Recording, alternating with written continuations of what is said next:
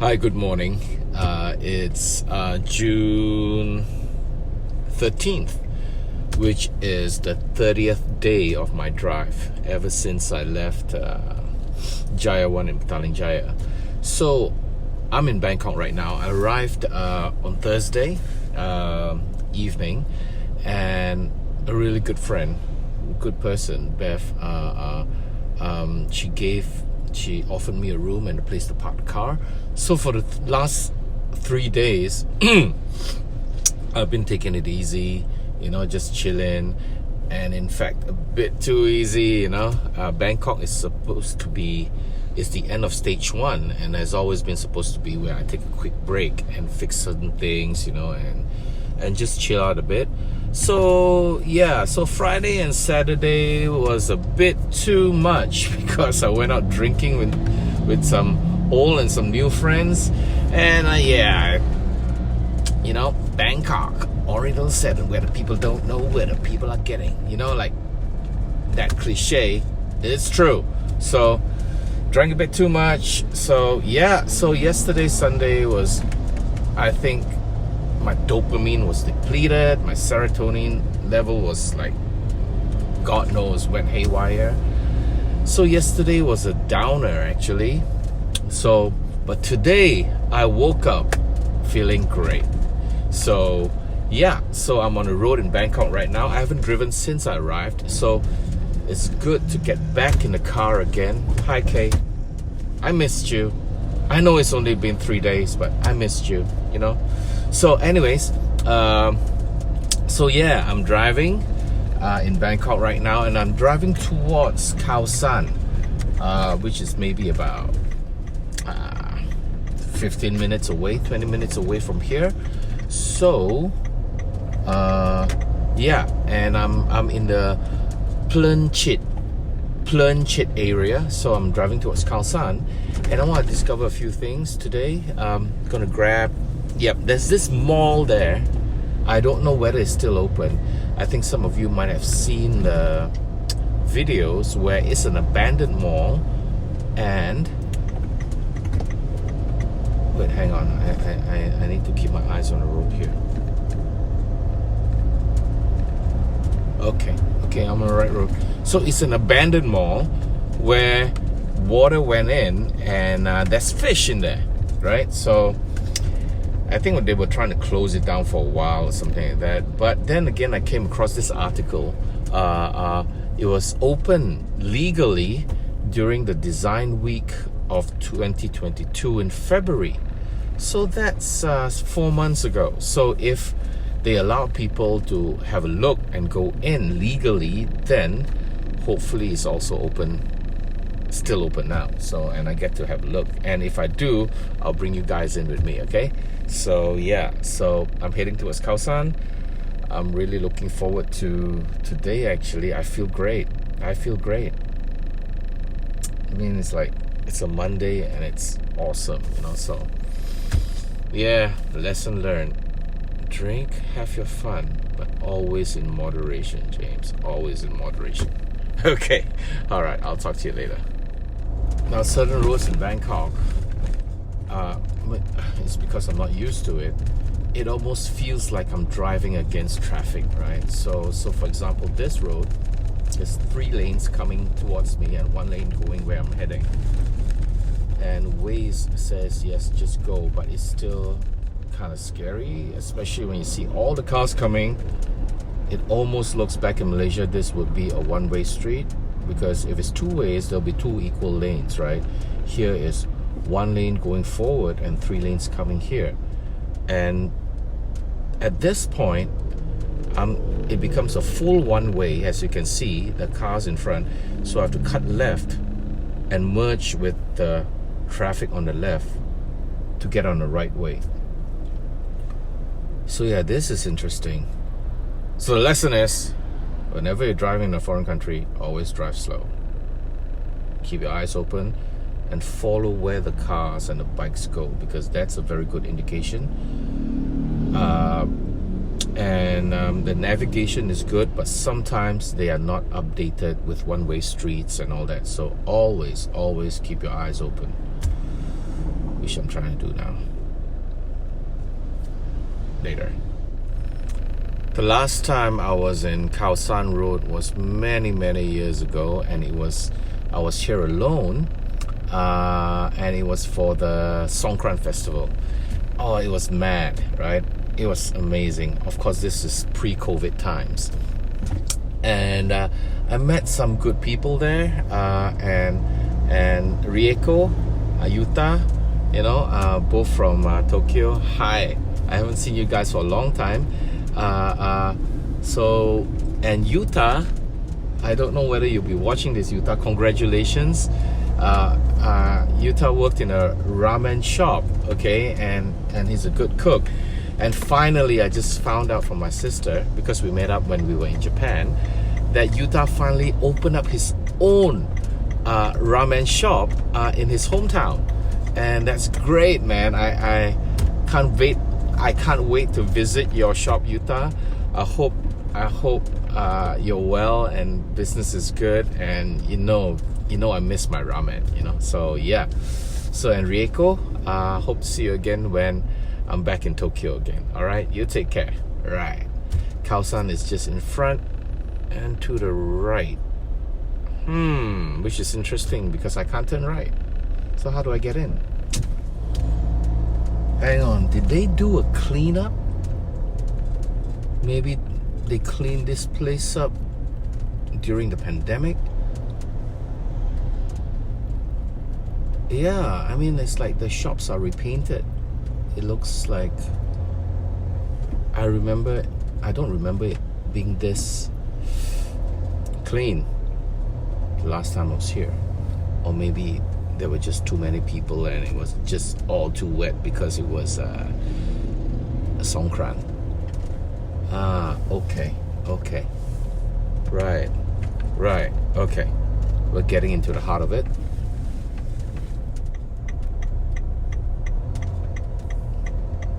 Can you even turn in? It looks like I can. Yes, this is Khaosan Road.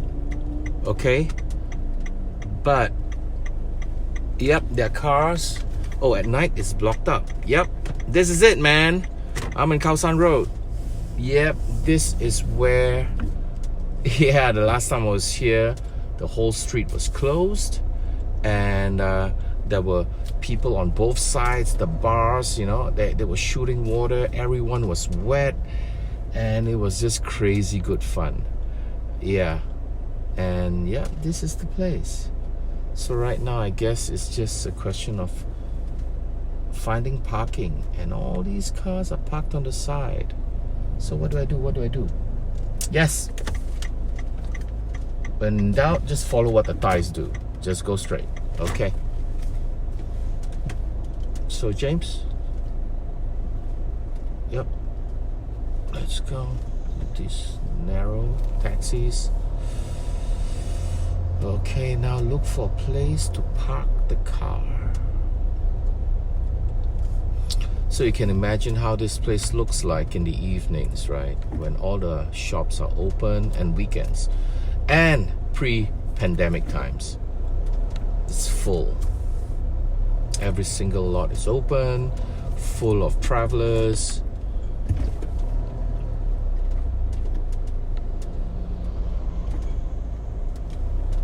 And now it's it's only 11 o'clock in the morning, so I can see why a lot of places are closed. But yeah, this is Khaosan Road. Let's have a look at it again in the evening, okay? This is the before. We're gonna look up the after. So hi, I found a parking near Khaosan, and it's the best parking ever. Check that out. That's my car. Hello, Kay. How you doing? So it's in a temple complex, and it's right opposite Khaosan Road. And the thing is, they don't charge you a parking rate per se. They say that if you're not here for like temple activities, or if you're not here where you're contributing something, you know, I don't know, donations or something like that, or doing something good, there is a donation fee to keep the temple grounds clean of 10 baht an hour. Dude, seriously, I would gladly pay it, man. 10 baht an hour. So I parked here. I mean, it's clean, it's safe, and it's right across Khaosan Road. So yeah, just walking up towards it right now. And there's a school right next to the temple. And as you walk across, there are other car parks around that I saw earlier, indoor car parks and all that. But yeah, the ceilings are a bit too low for me, so I can't fit in my car. And this is just perfect. So if you can read Thai, I guess it says you can park here until 10. And then at the back are the tickets, and yeah, it says about 10 baht. Hello. And there you go, you get out, and it's Khaosan Road, right? So here we go.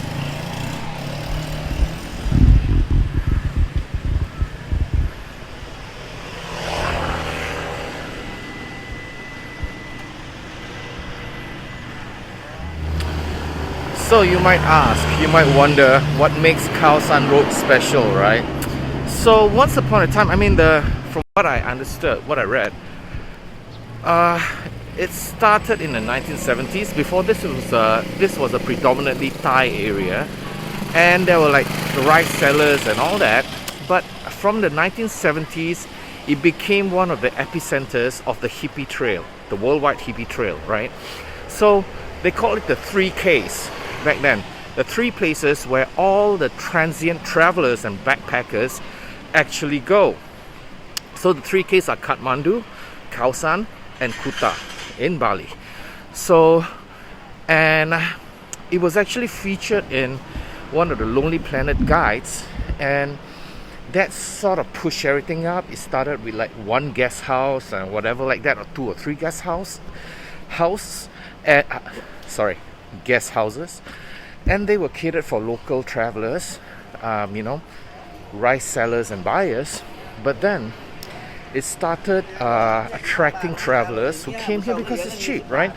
And by I think maybe the 80s or 90s, Khaosan Road became the largest transitory point in Asia for all backpackers. So you absolutely have to pass by on Khaosan Road in order to explore other areas, right? Like before you go to of course you're exploring Bangkok, but before you go to other countries in the backpacking trail or the banana pancake trail, you pass through Khaosan. And 2 other things made Khaosan even more famous. First is Alex Garland. So Alex Garland wrote the book The Beach, and from the book, the movie by Danny Boyle was made, starring Leonardo DiCaprio. And the first few chapters where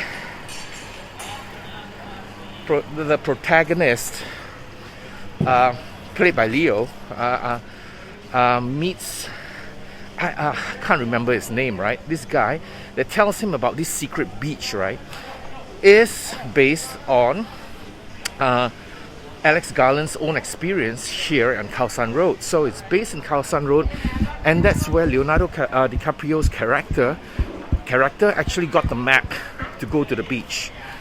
And of course the movie made Khaosan Road even more popular. So yeah, but nowadays it's just full. The old part of it is largely gone, I think. Everything caters to travelers, and it's interesting to see because what happened in the last 2 years with the COVID lockdown, right?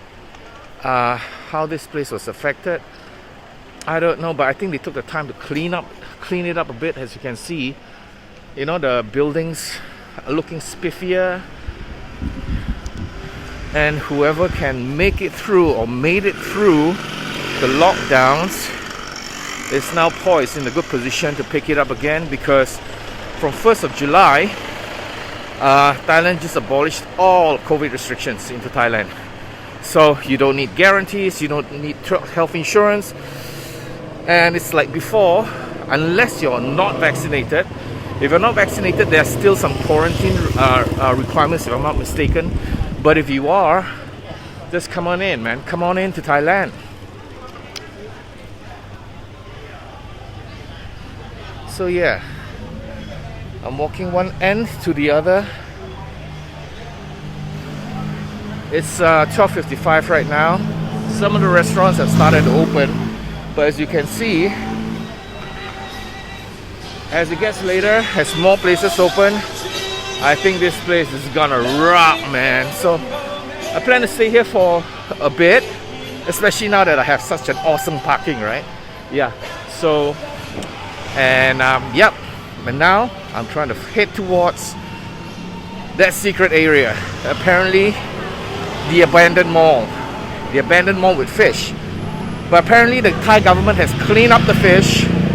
So there's no more fish in the abandoned mall, but the abandoned mall is still there. So I'm just gonna go and have a look anyway. So that's it. See you later.